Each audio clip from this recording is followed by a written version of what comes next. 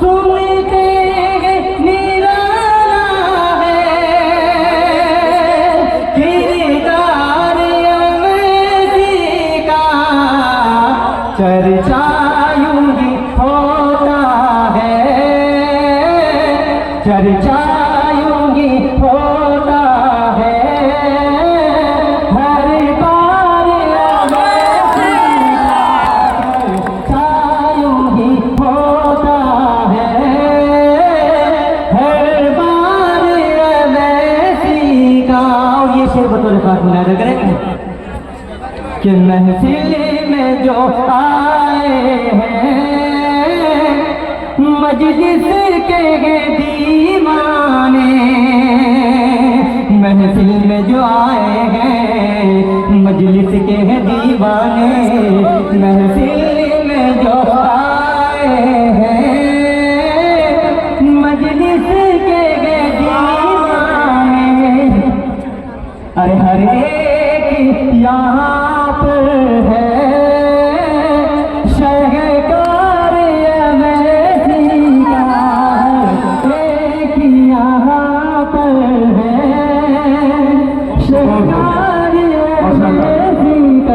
महमूद भाई अली का हाजिरी आप एक मिनट में। दोस्तों, मैं सबसे पहले आप तमाम नौजवानों का क्रांतिकारी इस्तेमाल करना चाहता हूँ निगलवा की इस मुबारक धरती पर, और आए हुए मेहमानों का मैं इस्तेमाल करता हूँ अपने दिल की गहराइयों से। नौजवान होने के नाते मैं आप तमाम नौजवानों से कह रहा हूँ, इस बार लड़ाई हक की लड़ाई है। हमें कोई बेवकूफ बनाने वाला नहीं है, हमें कोई बेवकूफ बनाने के लिए नहीं। हम सबको इस बार आगे बढ़कर आगे की तरफ बढ़ते जाएंगे। मेरे नौजवानों, मैं पिछली बार जहाँ था इस बार सारा तंत्र उस तरफ लग गया, लेकिन मैंने अपने नौजवानों से मुखातिब होकर के कहा, ऐ नौजवानों, मैं भी जवान हूँ और तुम भी अपने अंदर वो इस्तेकामत पैदा करो, वो मेहनत पैदा करो कि अपने नेता बैरिस्टर असदुद्दीन ओवैसी के हाथों को दिल्ली में और किशनगंज लोकसभा में अख्तर ईमान साहब के हाथों को मजबूत करेंगे इंशाअल्लाह। पतंग जिंदाबाद, अख्तर ईमान जिंदाबाद, बैरिस्टर असदुद्दीन ओवैसी जिंदाबाद। इसी के साथ अपनी वाली बात बहुत बहुत बहुत अब मैं मेरे बड़े भाई और छोटी प्रवक्ता बिहार इकाई के दिलों युवा दिलों के भगत और पार्टी के बिहार के सेंटर और घर घर पहुंचाने वाले मेरे क्रांतिकारी बड़े भाई जनाब एडवोकेट आदिल हसन साहब से मेरी गुजारिश है वो आपकी बात करना चाहता हूँ। अस्सलाम वालेकुम व रहमतुल्लाहि व बरकातहू। वालेकुम सलाम। बैरिस्टर असदुद्दीन ओवैसी साहब का, अख्तर ईमान साहब का, जगरूर पूरी महफिल से इत्तेहाद मुस्लिमीन की टीम का डगरवा की इस मुकद्दस सरजमीन में इस्तकबाल है। जिस तरीके से आप साथ शुरू से दे रहे हैं, मुझे उम्मीद है कि इस बार डगरवा होली भर के दीजिएगा। और पूर्णिया से लेकर इस डगरवा से लेकर दिगलबैन तक, ठाकुरगंज से लेकर रोटा बैसी अमूर तेरागा छतरगाह तक इस बार इंशाअल्लाह ताला पतंग पतंग पतंग होगा। नौजवानों, आपके हर मुद्दे पर अगर किसी ने हिंदुस्तान में बोला तो बैरिस्टर असदुद्दीन ओवैसी साहब, बिहार में कोई भी मसला होता है आपसे ज्यादा बेहतर कोई नहीं जानता है। मदरसा अजीजिया जला तो अगर कोई हैदराबाद से और दिल्ली से किसी ने वकालत आपकी बात उठाई, उस शख्स का नाम बैरिस्टर असदुद्दीन ओवैसी साहब है। आपके बीच अगर बिहार शरीफ को जाने का काम करता है तो अख्तर ईमान साहब का है। कोई भी मुद्दे पर, सिर्फ सीमांचली नहीं, सिर्फ अमोर नहीं, हर मजलूमों के साथ आज बैरिस्टर असदुद्दीन ओवैसी साहब खड़े हैं। आपको अपनी क़यादत मजबूत करना है। अगर सन ऑफ मल्ला अपनी राजनीति कर सकते हैं तो सन ऑफ सीमांचल भी अपनी राजनीति कर सकता है। ये सीमांचल की लड़ाई है। आप देखिए, आप आज पूरे बिहार का ऐसा कोई जिला नहीं है जो बैरिस्टर असदुद्दीन ओवैसी साहब के लिए तड़प रहा है कि सर आइए। लेकिन हम किशनगंज, हम इस पूर्णिया डगरवा के लोग खुशनसीब हैं कि बैरिस्टर साहब सबसे ज्यादा तवज्जो अगर दिए हैं इसी पूर्णिया डगरवा बाईसी लौटा अमूर पोचा दामन में दिए हैं। इसकी लाज रख लीजिए अपने सदर को साथ। अगर आप चाहते हैं कि बैरिस्टर असदुद्दीन ओवैसी साहब के साथ पार्लियामेंट में दो शेरवानी जब हुई तो आपने देखा कि नरेंद्र मोदी की सरकार को कैसे हिला दिया। 3 शेरवानी अगर साथ साथ भेजिएगा तो इंशाअल्लाह ताला परेशानी कितनी होगी ये आप जानते हैं। देख लिया कांग्रेस के एमपी को किस तरीके से आप सबसे ज्यादा डगरवा के लोगों ने वोट दिया, बाईसी के लोगों ने वोट दिया, लेकिन सबसे कम अगर उसने डगरवा में बाईसी में आने का काम किया, सबसे कम फंड अगर उसने लगाया तो आपके डगरवा में लगाया। हम डगरवा वाले ये यहीं से शुरू होता है, शुरुआत किशनगंज लोकसभा से होती है, यहीं से होती है। इसको शुरुआत करा दीजिए, इंशाअल्लाह ताला हम छतरगाछ डेवलपमेंट हो और टेरागाछ में जरूर मजबूत है, लेकिन हम शुरुआत बिस्मिल्लाह आपसे चाहते हैं। इंशाअल्लाह ताला बैरिस्टर असदुद्दीन ओवैसी साहब के क़यादत में अख्तर उस्मान साहब को इस बार लोकसभा हम भेजेंगे। बहुत बहुत शुक्रिया। क्या बात करते हैं? हाँ मिठाई तैयार जीत लेगा,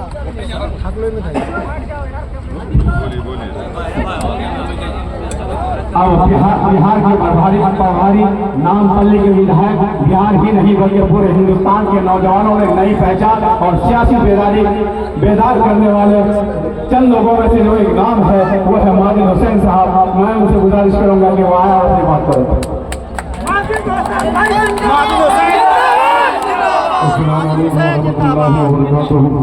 स्टेज पे बैठे हुए आली जनाब इज़्ज़त-ओ-माब सदर कल्याण मंदिर से इत्तेहादुल मुस्लिमीन बैरिस्टर सौदीन ओवैसी साहब, यहाँ के उम्मीदवार किशनगंज लोकसभा के रियासती सदर कल्याण मंदिर से इत्तेहादुल मुस्लिमीन अख्तर उस्मान साहब, हमारे गार्डियन आफ्ताब साहब जनरल सेक्रेटरी कल्याण मंदिर से इत्तेहादुल मुस्लिमीन, दीगर मेरे जमात के मजबूत सिपाहियों, जमात के जिम्मेदारों, यहाँ पे बैठे मेरे कौम के बुजुर्गों, नौजवान साथियों, उनसे पर्दा बैठ कर सुनने वाली मेरी इज्जतदार माँ और बहनों, आप जानते हैं चुनाव हमारे सर पर है और इंशाअल्लाह 26 तारीख के दिन आप मतदान करेंगे और ये तय करेंगे कि किशनगंज लोकसभा से कौन होगा आपका सांसद जो आपके लिए अगले 5 साल तक नुमाइंदगी करेगा।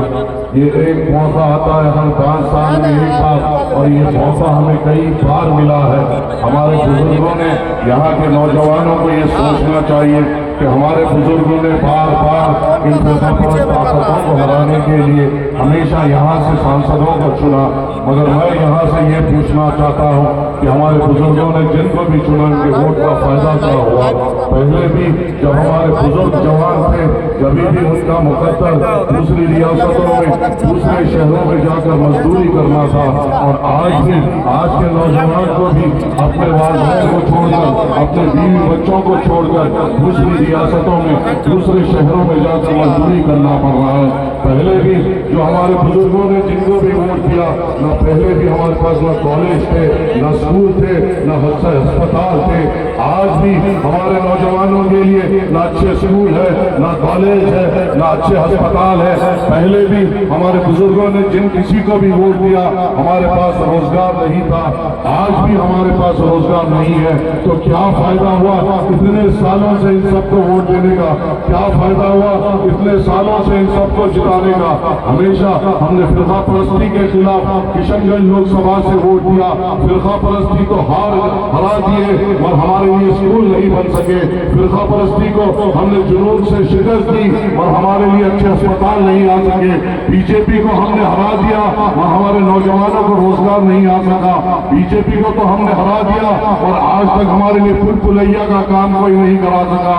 बीजेपी के लिए तो हरा दिया और आज भी नौजवान अपने रोजगार के लिए अपने बूढ़े माँ बाप को छोड़कर दूसरे शहरों में जाकर नौकरी करता है। तो क्या ये सोचने की बात नहीं? क्या हमें अब ठहर कर ये सोचना नहीं है कि अभी तक हमने जिसको वोट दिया जिताने के लिए उन्होंने हमें हरा दिया, हमें नहीं जिता पाए, हमारे मुकद्दर से खेल लिया और हमें कामयाब नहीं कर पाए। आज आपके सामने बैरिस्टर सौदीन ओवैसी साहब है, जिनके झंडे को लेकर अख्तर उस्मान साहब आपके दरमियान में आ रहे हैं। और मैं आपसे सवाल करता हूँ, हर जगह कहीं भी किसी किस्म की हम पर परेशानी या तकलीफ आती है, कौन होता है हमारे लिए आवाज उठाने वाले? अगर ज्ञानवापी की बात आती है तो यहाँ के जो सांसद है वो खामोश बैठे हैं, बोलने वाले सौदीन ओवैसी साहब होते हैं।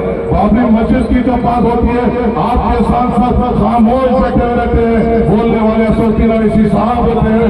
सीएनआरसी का जब कानून आता है यहाँ के सांसद को बोलने नहीं दिया जाता, बोलते हैं तो सौदीन ओवैसी साहब बोलते हैं।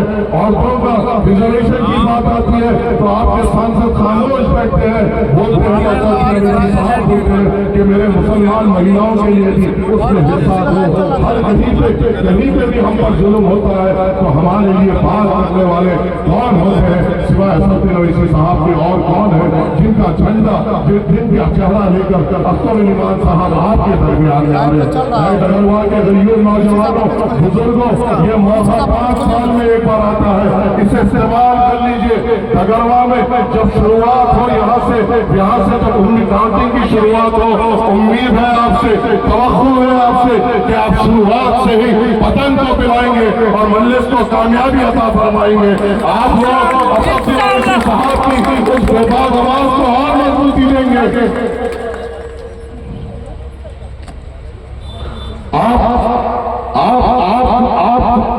आपको हमेशा असदुद्दीन ओवैसी साहब को और आगे बढ़ाना है। आप इनको ताकत देंगे, अख्तर इमाम साहब वहां पे जाएंगे। क्या हमें खुशी और फख्र नहीं होगी जब उस लोकसभा में असदुद्दीन ओवैसी साहब के बाद अख्तर इमाम साहब को टहरे हुए देखेंगे और किशनगंज के लिए बात करते हुए देखेंगे?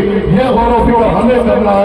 नौजवानों, असदुद्दीन ओवैसी साहब मजलिस इत्तेहादुल मुस्लिमीन और जमात को मजबूत करना आपकी जिम्मेदारी है और आपको मेहनत करना है। 26 तारीख के दिन मजलिस के हक में वोट डालकर कामयाब करिए। शुक्रिया। अस्सलाम वालेकुम रहमतुल्लाहि व बरकातहू। मेरे भाई, आपके शेर के बाद जब बिहार इकाई के गरीब मजलूमों की आवाज सीमांचल ही नहीं, सीमांचल को एक नई पहचान और सीमांचल में नई सियासत को दिशा और दशा देने वाले हम सब के महबूब और हिंद इत्तेहादुल मुस्लिमीन बिहार इकाई के सदर अमर विधायक मोहम्मद जनाब अख्तर इमाम साहब से मैं दीवाना गुजारिश करूंगा कि वो आए और अपने इधर में गफीर को अपने थोड़ा देर में आते हैं, थोड़ा देर में फोन कर रहे हैं, थोड़ा देर में।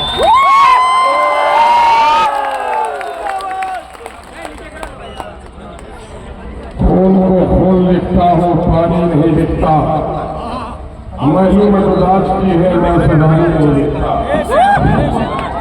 आज के मेरी पैगाम या चीन के जमाने में कातिल को लिखता हूँ, कातिल कभी मसीहा नहीं लिखता।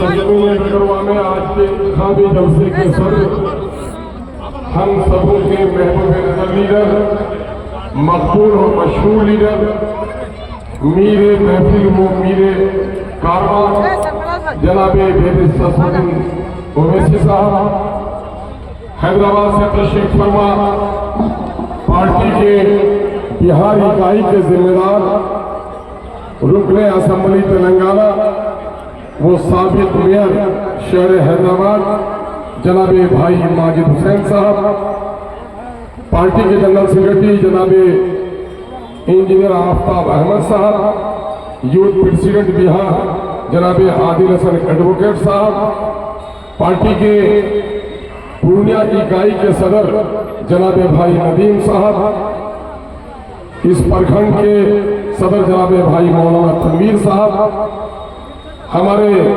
विधानसभा अध्यक्ष अजीजी भाई एहसान साहब, नौजवान लीडर मुखिया जनाबे अजीजी करजई साहब, यहाँ पर तशरीफ फरमा बिहार के मुख्तलिफ अजला से आए हुए पार्टी के सभी कारकुनान, यूपी से तशरीफ फरमा पार्टी के सैदाइयों और यहाँ इस वक्त डगरवा के सभी पंचायत से तशरीफ फरमा गयूर नौजवानों, मोहतरम बुजुर्गों, मुअज़्ज़ज़ उलमा कराम, मेरे किसान भाई साथियों और मेरे हिंदू मुस्लिम दोस्तों और मीडिया के दयानतदार साथियों, ये इस वक्त का तारीखी जलसा है।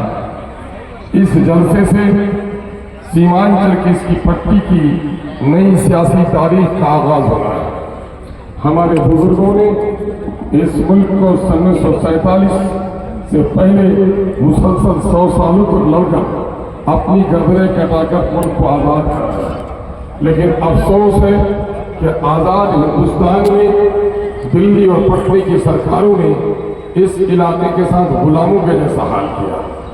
सीमांचल सबसे खुशहाल इलाका था, दिल्ली और पटना की बेईमान सरकारों ने इसे बदहाल कर दिया। इस गम की दास्तान को मैंने आपको बार बार सुनाया है। प्रदेश में सबसे ज्यादा मजदूर, बाल मजदूर, बाहर मरने वाले लोग, सबसे कम आमदनी, बीमार, कम पढ़े लिखे लोग, सरकारी नौकरी से महरूमी, गरीबी और खस्ता हाली हमारा मुकद्दर है। आज़ादी की सूरज की पहली किरण हमने देखी, लेकिन आज़ादी के बाद तरक्की का जो सूरज निकला उसकी किरणों से अब भी हम मोहताज हैं। हमारी लड़ाई इस इलाके के बसने वाले सभी हिंदू मुस्लिमों के लिए, मैं कहता हूँ, सीमांचल एक कश्ती की तरह है और इस कश्ती में सवार सभी हिंदू मुस्लिम सिख ईसाई मिलकर है। कश्ती गलत होगी तो सबका प्यारा गर्क होगा और आज कश्ती डगमगा रही है, सबकी जिंदगी डगमगा रही है। कश्ती किनारे लगेगी, सब पार होगी। इस वक्त का मैं तीसरी बार आपके दरमियान आया हूं और इस वक्त तस्करे के तौर पर 3 लोगों का तस्करा हो रहा है। मैंने अक्सर कहा है कि जमहूरी मुल्क में आपका वोट बड़ा कीमती हथियार है। हमारे बुजुर्गों ने अक्सर इसे इस्तेमाल किया। सरकार बना देनी है, सरकार गिरा देनी है।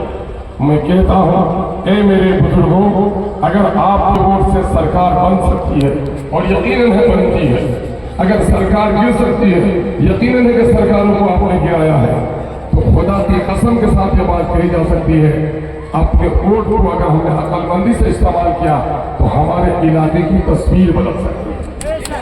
और हमारे इलाके की तस्वीर ही नहीं, हमारे नस्लों की तस्वीर बदल सकती है। अब की बार सरकार बनाना, सरकार गिराना हमारा दूसरा पहलू होगा, लेकिन अब की बार हमने कसमें खाई है कि हम अपने वोट के जरिए से सीमांचल की तकदीर और तस्वीर बदलेंगे इंशाअल्लाह।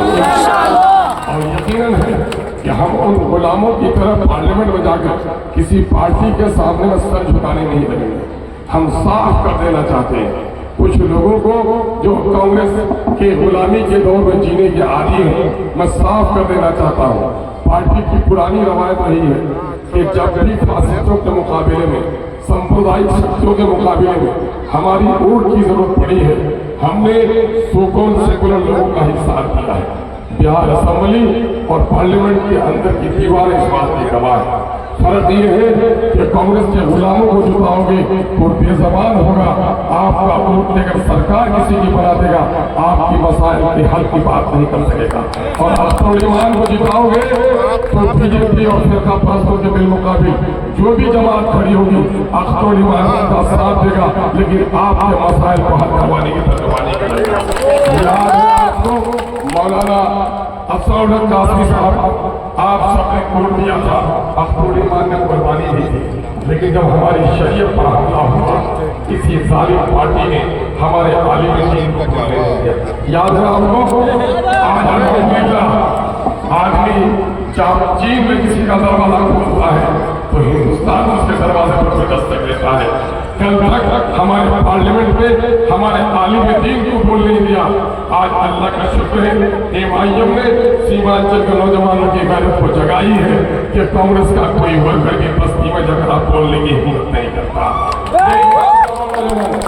मैं कहता हूँ कि बाप का कातिल बस्ती में आए तो कुर्सी लेकर उसका एजाज नहीं किया जाता, उसकी गर्दन पर हाथ रखी जाती है।